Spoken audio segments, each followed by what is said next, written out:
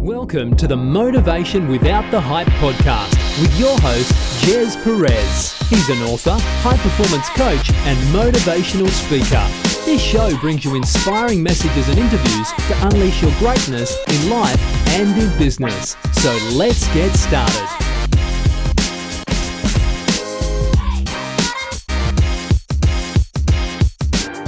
Hi everyone, welcome to Motivation Without the Hype podcast show. My name is Gez Perez, a former procrastinator. Into an action taker, we bring you inspirational messages and interviews, including motivational insights, tips, principles, and proven strategies that you can take action on without the hype in unleashing your greatness in life and in business. Now, we appreciate you plugging in and spending time with us, and we have a very special guest, and I'm really grateful to have him on the show all the way from the UK. His name is Mohammed. He is a career coach that helps his clients find purpose and meaning in their lives.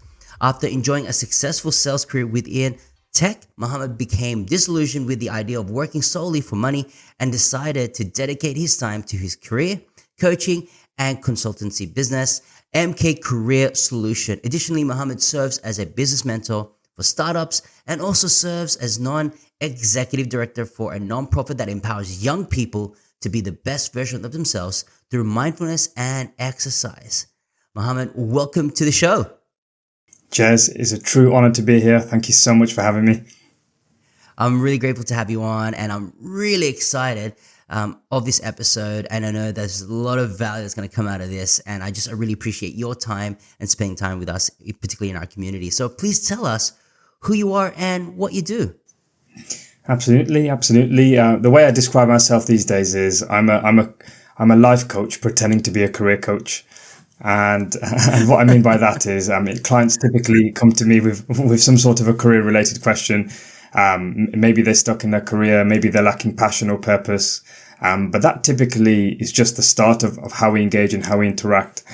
And once we get the ball rolling and helping them create a career transition, naturally that leads into a life transition as well, over a longer period of time. And so there's a lot of depth to what I do, but I can truly say that as someone who's found their passion and their purpose in life, I help other people do the same. And it's amazing. It's more than a career. It's my life calling. So do you get more, you said about life coaching, do you get a lot of people go through the process? They have a goal in mind. Yep, I want to improve my CV or I want to improve my career. But do you get most of the times where it's really the personal life that they want to get life sorted before they go into a career pathway? What's your experience like? Completely. I think the most common inquiry that my clients typically present is, I'm really unhappy with what I'm doing. I don't know what I want to do, or I don't like how much money I'm earning. I want to earn more money. And over a period of time, we initially fix the easier problems first, which is earning more money, which is typically by earning or leveraging a pay rise in their current company or finding another company that pays more, or typically going into a conversation about what their life looks like and why they're so dissatisfied, because quite often people think that life satisfaction or dissatisfaction is purely down to their job, but really it comes down to everything else aside from the job. I think most of the time people forget that work is just the enabler for everything else, your hobbies, your interests, your family, your friends. And when work dials up a bit too much and there's not enough free time or enough money to leverage for any activities or hobbies or interests that one has, it can definitely cause a lot of dissatisfaction, and thus kind of the life coaching and the life element comes into. Do you find that a lot of people are time poor? Is it because they're dissatisfied, they don't have much time to do what they really love to do? Or is it because it's the culture they're in their workplace that makes them dissatisfied? Or is it a bit of mixed elements with that? It certainly is a mix, but on your first point, Gez, I think a lot of people are not time poor, but they think they are. And what I mean by that is, immediate inquiry that I get in typically, and this happens, I'd say about 40% of the time, an inquiry will come in. I'm really, really unhappy. I hate my job. I hate my life. What's going on? And when you take a lot of time to analyze their week and their day, it's filled with work, and then the rest is filled with commute, sleep, eating, and nothing else.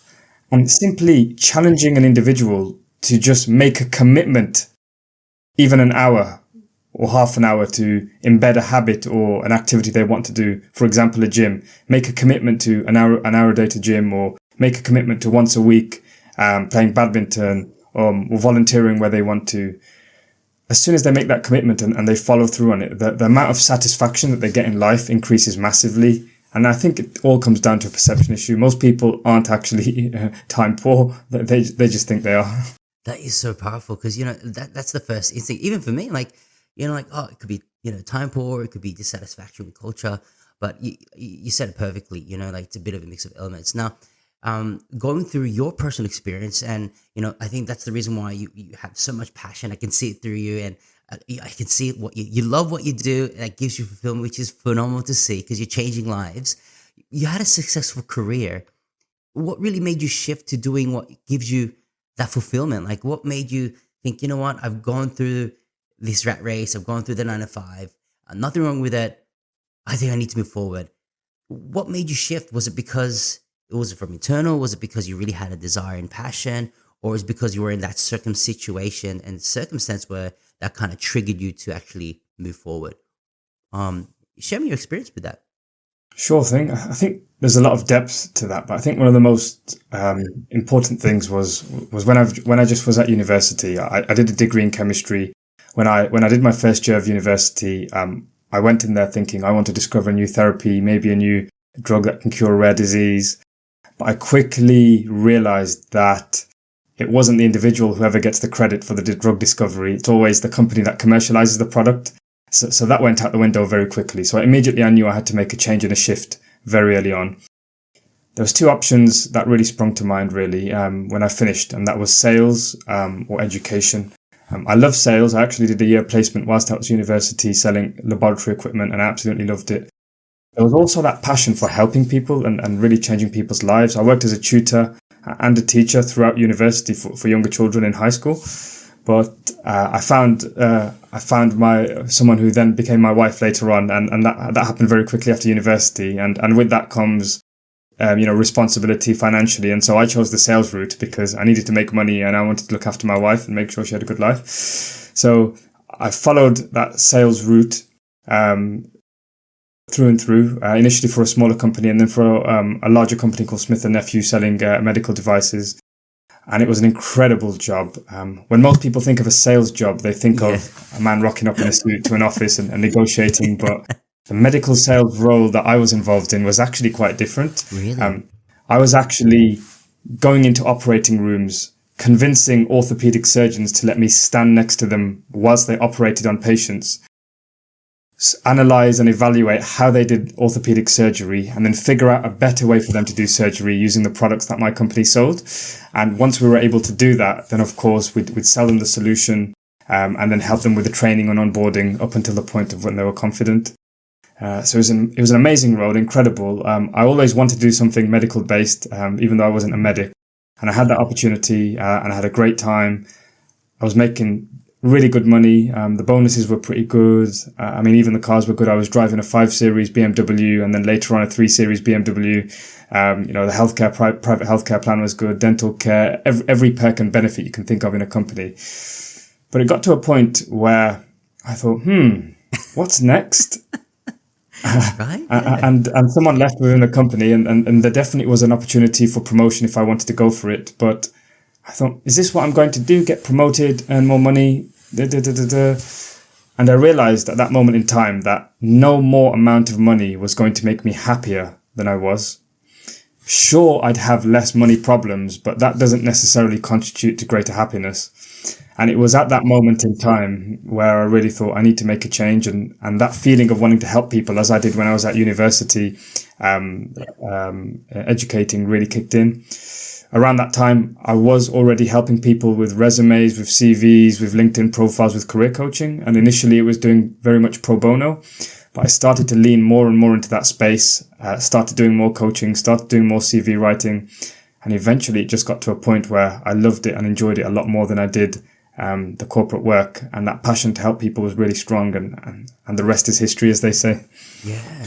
So what, that's amazing. Like, there's so many things that you just touched on about your career growth, hitting that peak, and then, having that level of significance. But that, what gives you that joy is really helping others. What lights you up every single day?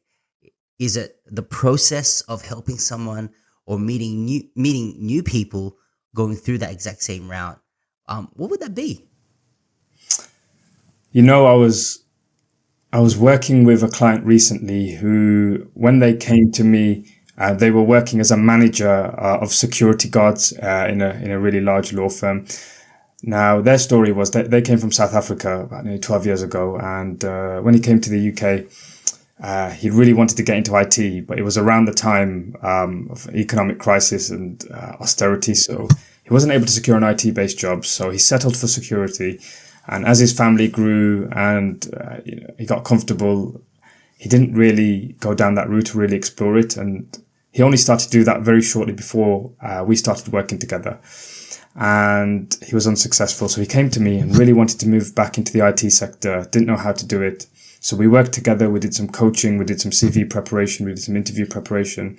And long story short, within a matter of, I'd say, maybe nearly 2 months, he was able to secure an IT-based job, a senior management role for one of the biggest healthcare companies in the world, doing exactly what he wanted. And I think it was roughly a £10,000 pay increase in the process. Now, when we did our exit call, the fascinating thing was when I asked him about what he liked and what he really enjoyed, less than a fraction of the conversation, maybe he only mentioned it once about the job. That's not what he was thanking me for at all. He wasn't, I'm not saying he was ungrateful for the job, but the whole focus of his conversation was he was so happy with the person that he'd become. He was incredibly happy with the confidence that he'd developed. He was incredibly happy that his glass ceiling of ambition was shattered completely and he had massive ambitions and goals. That's what I love helping clients do the most. The job almost is the minimum that they get when they work with me. The upper elements is almost looking back at the person they were 2 months ago, 3 months ago, and not even recognizing them because the confidence, the ambition, the proactivity that they have is at a new level. And seeing clients recognize that in themselves is probably the most rewarding part of what I do. That's amazing. Again, like these type of stories, and those who are listening and watching the podcast show, you really need to just go to our show notes and you can check out Mohammed, what he does. Phenomenal. It's really amazing.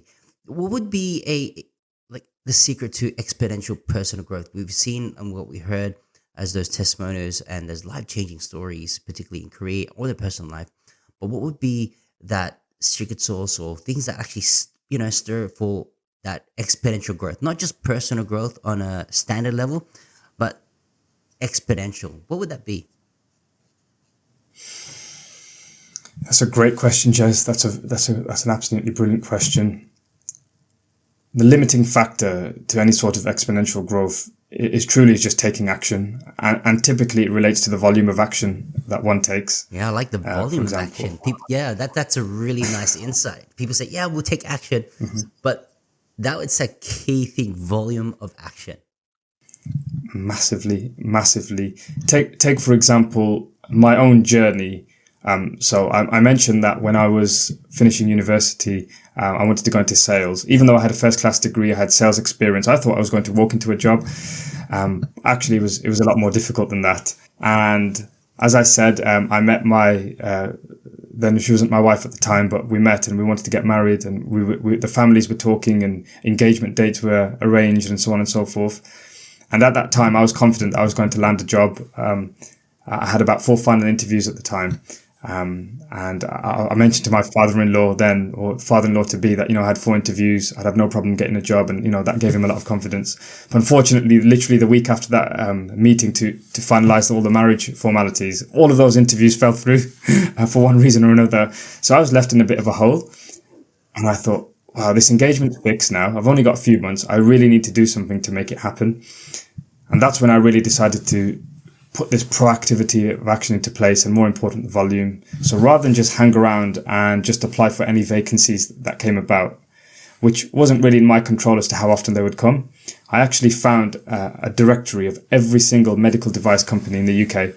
And literally from A to Z, one by one, I started calling them up, cold calling them, telling them my situation and saying, this is what's going on. I'm really looking for work. Is there anyone I can speak to, etc., etc. I got so many rejections and people turning me down. But I remember this very, very well. Just as I was about to give up, Number 53 was the call. I managed to get a phone number of a national sales director for a company in the UK. He was actually on holiday at the time, so I've got no idea why he picked up the phone. But I just gave him my pitch, told him that I'm just looking to get to the industry, invited him for a coffee. He just so happened to be near Birmingham, which is close to where I live, a week afterwards. So I invited him down, took him for a coffee. One thing led to another, and over a series of conversations, he actually invited me for a job, and that was how I secured my first job, which was insane. But volume of action is key.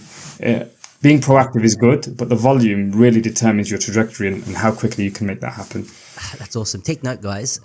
Volume of action, and it's perfect for this question because a lot of people are either stuck in a rut or they're still not satisfied in their current career or even their business. In that moment of time, how did you stay resilient in those hard times? Because you can think the emotions, the physicality, the mindset, just going through that journey. How did you stay on course? You say, yep, volume of action, but there has to be a certain inner drive to keep you pushing. Was it because of the inner why? Is it because there's no way out? Can you just share how resilient were you? Because I know that a lot of people that are listening right now are currently in that situation, maybe not in that same scenario, but they're probably losing a bit of hope and they don't know how to stay resilient in those hard times. Completely. It's extremely challenging, but the way I think of it is from a quote from a really famous coach called Steve Chandler, and he talks about don't go around, go through. It's such a deep quote, and there's so many ways that can be interpreted. But the way I see it is, in life, you can either go round or you can go through. Round just means, all right, this isn't working. I'm going to try something else. And yes, there is something about understanding when things aren't good and trying something different. But if our philosophy for every single problem we have is, I'm just going to do something else or I'm going to quit, we'll never, ever, ever be able to develop and grow as people. We'll never expand our comfort zone. We'll never expand our capabilities. And more importantly, we'll never be able to achieve significant successes. So at the very least, everyone has their why and everyone has their purpose. And yes, I had my reasons about marriage and making money and so on and so forth. But ultimately, on a simpler level, if we don't develop that muscle or that skill of just being able to work through problems and work through challenges, we'll never be able to reach the successes and goals that we ever want to do, because our mind will always convince us that, this isn't working. Let me try something else. Let me try this. Let me try that. And that's the bare minimum. And that's the bare minimum standard I set for myself, really. And hopefully that's words of advice for anyone listening as well. Yeah, that's awesome. Oh, I love it. So, man, we just going through a journey just right from start to finish. With someone who has, because everyone has a certain skill set, everyone has a certain mindset, whether it's career or business or in life in general. How do they hone in their craft so they can make that shine to the world? Whether it's through interviews or through who they are as a person. How do you unpack that? How do you get them to see their inner greatness? That's a wonderful question. I mean, you asked some great questions, Gez, I have to say. Oh, man, you're giving so much value. I'm like, man, this guy has got so much gold, like so much to give. And I think, and again, I'm going back to my reference again. Go to our show notes, get connected with Mohammed. What he does throughout, his life and through his clients' lens is, again, phenomenal. Thank you.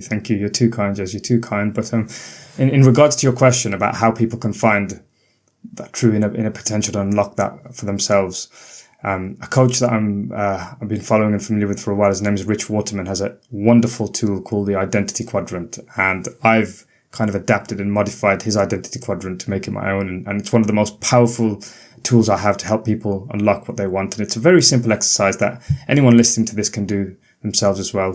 It's literally take a quadrant and there's 4 sections to it. The first one is love. And it's simply a section where you write down, you brainstorm everything that you love to do. What activities that when you're doing them, You lose track of time completely.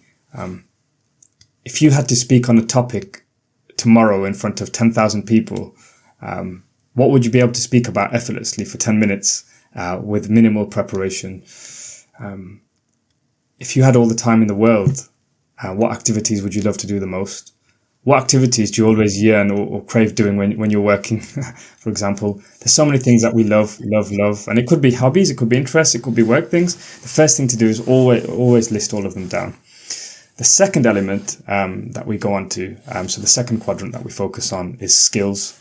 So what skills do you really enjoy? What skills come effortlessly to you? What are you often praised for doing by your managers, your friends, your colleagues? And have a list of all of those things down. And I'll use myself as a practical example shortly. The third quadrant is achievements. So think about your life as a whole. What are you really proud of? What are major projects you've worked on? What are major successes that have happened in your life, whether it be academic, work, voluntary basis, athletically? Write all of those things down. And then the final quadrant, which links all of these things together, is what I call patterns of success. And that's finding the links. What are the commonalities between the achievements that you've had, the things that you love, and the skills that you possess? And if you're able to leverage and combine all of those things together, you'll literally be able to see patterns of success, which allow you to understand what your true potential is. So for example, if you want to make this a bit more practical, let's take me and my medtech career, for example. So ever since a young age, I've been a very, very people person. I love networking. I love talking to people. I love selling. My first ever job was a part-time job in a retail store selling sports equipment. And it was a 0-hour contract. And the only way that you got significant hours was if you upsold all of the premium products. And I really thrived in that environment. So sales has always been a strength of mine. I love teaching. I love coaching. I love anatomy, I love physiology, and I love sports. So those are some of my loves. Then we take some of the skills. Some of them I've mentioned already. I'd say I've always been a very goal-oriented person. I've always been someone who's good at building relationships. I'd say working under pressure is a skill of mine. My relationship building and stakeholder engagement is strong. So those are some of the skills that I have. And then we go on to kind of some of the achievements in my career. So I hit target quite often when I was in my sports med career, and it was on a quarterly basis as well, which was great. I went to the British Embassy in Beijing and I was able to deliver a speech in front of 700 people, which was nice. I've always been someone who's been able to create efficiency. So in all of my jobs, I've always been able to develop kind of Excel spreadsheets and dashboards to create process efficiencies. Another one of them is I've always been involved in coaching and mentoring, particularly of new starters. Now, if we combine all of these things together, we start to see some patterns really. So say, for example, the selling. I've always been good at selling, and that correlates to me hitting target, and that correlates to me being a people-centric person. I've always been good at helping people through my education career, through my tutoring, through my coaching and mentoring new starters. So that's another kind of skill of mine. I've always been good at building relationships, stakeholder engagement. And if we combine all of those things together, all of those things point to a business, and all those things point to almost a coaching business, because in a business, you need to be able to sell. In a business, you need to be able to analyze trends and analyze information. And obviously the business that I'm in is coaching, and that naturally points to me helping people. So I think there's very few coincidences in life. But if we're able to analyze these things effectively, we can see some common trends and some patterns, and everyone can unlock their own potential and their own power by following that process for themselves. That's also, man, I can just drop the mic right now. And, like when you have, structure and frameworks, it always provides that outcomes. And going through that quadrant, man, I'm getting light up. Like, oh yeah, that's so true. Like, and again, it comes with the intention. It comes with, yep. If you really want to know what you really want to know, then you need to go through that journey yourself and start coming with the intention to say, look, I'm really serious about this. Then go through the journey. But most people tend to think, oh, it's okay, I'll probably do it a bit later. And then all of a sudden, it's 5 years down the track. You lost 5 years of your time. And these are just elements of key insights, really great principles as well. And I love the quadrant. That's amazing. Mohammed, I always ask this question to every guest. What is your meaning of motivation without the hype? And how do you use motivation for your personal success? I love that question, because when motivation, most people think of, these Instagram posts or these YouTube, shorts where people are really hyping everyone up. But I think true motivation is when no one's watching and no one's listening. It's really appealing. It's really sexy to be able to tell everyone about your goals and your ambitions and your dreams, and everyone to be in awe of what you've got planned. But when no one's watching, when no one's listening, when you've got to wake up at 5 a.m. to get to the gym, or you've had a really busy weekend and you've got a client call at 8 a.m. in the morning, or so on and so forth, who's actually showing up? Who's actually doing the work? How much commitment do you truly have? And that's what motivation without the hype means to me. It's about doing what's necessary, doing all of those sexy things, but more importantly, when no one is looking and when no one's watching, and ultimately holding yourself accountable for that. Woo! Awesome.